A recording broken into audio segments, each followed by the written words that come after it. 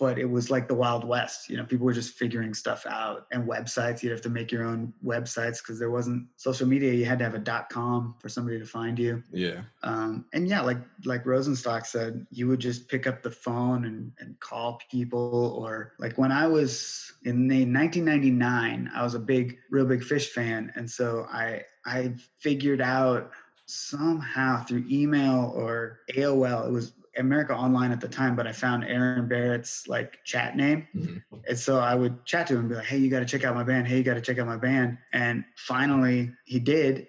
And that's how we got to like open their Northwest tour with Sum 41. Nice.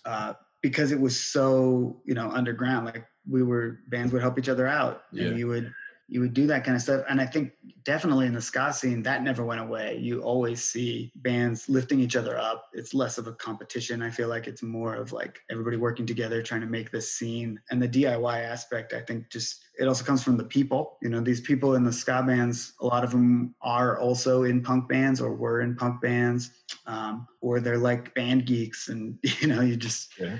Trying to fight your way through the world. But it does seem a little easier now with social media and with the internet. Like the DIY is less like physically going and doing a thing with your hands, and it's more typing and getting that perfect post and getting all the likes. But you still see that community where people are sharing each other's stuff and boosting the signal. Yeah. So I mean, the methods have changed, but the idea is always the same. Yeah, most definitely. And I think you're definitely right about the social media thing. I mean, everyone is trying to get that traction. Everyone's trying to get that, like all those reacts and all the, whatever's going to bump the post up. But I think also what you're saying about at the same time when you do the communal stuff, it kind of helps you because I'll give you an example. Where I live, there's a recreational community center, right? I know people there, and so they're like, why don't you host a ska night? Let's do it. And I made a whole flyer. We posted it to my band's page and got likes and all that, but I still wasn't confident on the turnout because who knows, you'll never know. The night before, I went to a house show with 100 flyers in my hand and handed them out to everyone there, and the majority of those people were there that next day, and it popped. It was like a good, like the people were like, yo, this is like the best, like, show we've had in a while, you know what I'm saying? And it's like exactly what you're saying. If we ignore that, even like in present day 20, and this was this year, this was in February, right before the pandemic. Wow. Yeah. If we ignore that, it could be, we can't put our entire faith onto like the online shit because people support you and all that. But when you get to the show and it's only 8 people there, it's like, well, fuck, why don't I at least do my part to go to like some shows before this one and hand out some flyers? Because people that go to shows want to go to more, you know what I'm saying? Yeah. And that's a great point. And that's something I'm less aware of because I'm not out there doing it right now as much. But I definitely noticed as the transition to like Facebook events and, these online, I'm going to invite all my friends. Okay, 200 people said they're coming, but then 5 people come. Yeah. I'm older, so I was still making flyers and handing out flyers. And I noticed exactly what you're talking about. It became almost like a nostalgia retro thing. Oh, you have a flyer? Wow, that's crazy.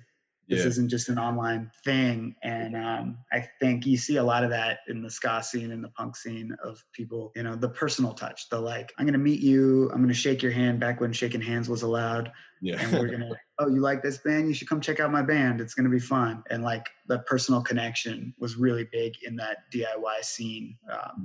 For all genres of music. I think if you can get in a room with somebody and talk to them, especially about music and connect, that's how you build a scene. It's not through likes and shares and retweets and whatever. That helps. That's great, especially now, and especially with the global community, because you can't go hand a flyer to somebody in Guatemala or Ireland, but you can send them a video and be like, hey, check out my band. And it could be their new favorite band. So Exactly.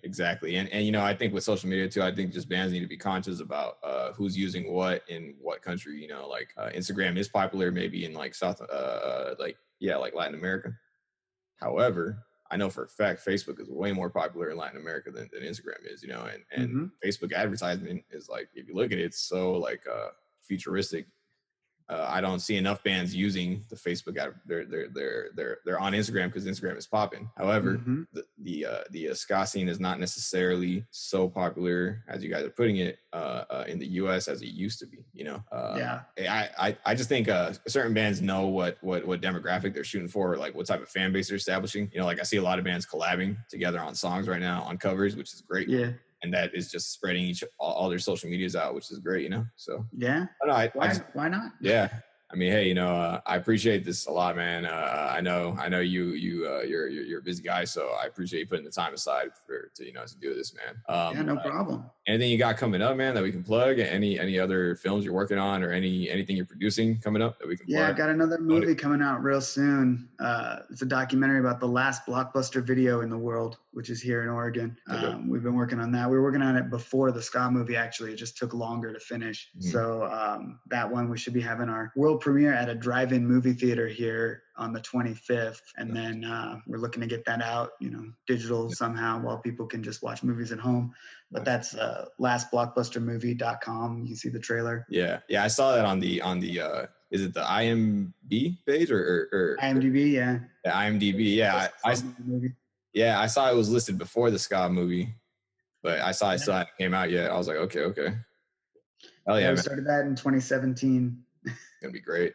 This movie was really good, man. So I really appreciate the work you put in. Honestly, everybody does, really. Like when I was getting the art made, I was sharing it with one of my first interviews. She was telling me, she's like, "Oh shit, you're about to interview him." Like there's a bunch of people watching your movie, man. Yeah, for sure. Yeah, it seems to have struck a chord with people, especially ska fans. It's the movie. The reason I wanted to make it, it's like it's a movie for me, and I know other ska fans will feel the same way. Like, I don't know that anyone else was going to make a movie like this that was for this scene, and that's why I wanted to make it. Of course. And I hope somebody makes another one. That'd be great too. We'll see. Yeah, I was gonna ask you, like, is there any other like ska or reggae like movies out there that maybe you say is like a favorite? Like, for example, one of mine is Rockers from back in the day. That's more like a reggae movie. Yeah. I mean, there's a lot of good content out there about Jamaican ska and about two-tone. Like, there's some great two-tone documentaries out there. I think partly because it was so political, it makes sense as a documentary, and that's why we wanted to focus on the third wave, is because there wasn't that content about, Real Big Fish, about Less Than Jake, because everybody always treated it like it was less important, and so that's what I wanted to call out. Like, yeah, it's less important maybe politically or socially, but to the people like me who grew up to that was our ska music. It's so important. It's, it changed my life, and I know a lot of other people that it changed their life too. And so, yeah, I mean, why not have a movie about that? Yeah, I mean, Real Big Fish and Less Than Jake, that's like, it's easy to see how influential they were at the time, and they never stopped. Yeah, and I think it's funny. I don't know if he called himself Moho or Mojo from the OC Supertones in the very beginning.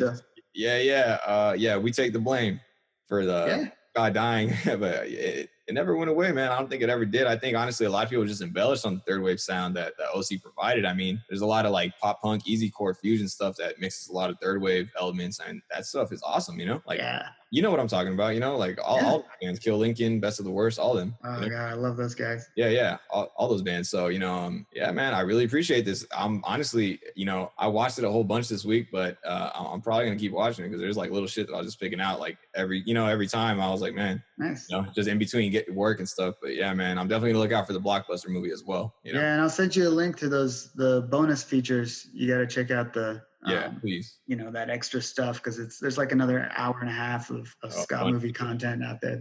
It's like the stuff you're talking about, like the merchandise and the the record labels and all that DIY stuff. There's a lot more of it. Okay, cool. Hell yeah. Yeah, I definitely want to check that out, man. I appreciate this, man. Seriously. And thanks again, man. Thanks again for giving me the time. Yeah, no problem. This was fun. Have a good one. You too. I want to go ahead and give my guest Taylor a huge thank you for the interview. Keep up with everything Pop Motion Pictures at popmotionpictures.com, and make sure you check out The Last Blockbuster, the newest film from Pop Motion. It's fire. And if you haven't seen the ska movie, pick it up. Ska in the 90s, go get that as well. SKAmovie.com, yo. This is the SKA CAST. Go ahead and follow us on Instagram at SKA CAST _official. Peace.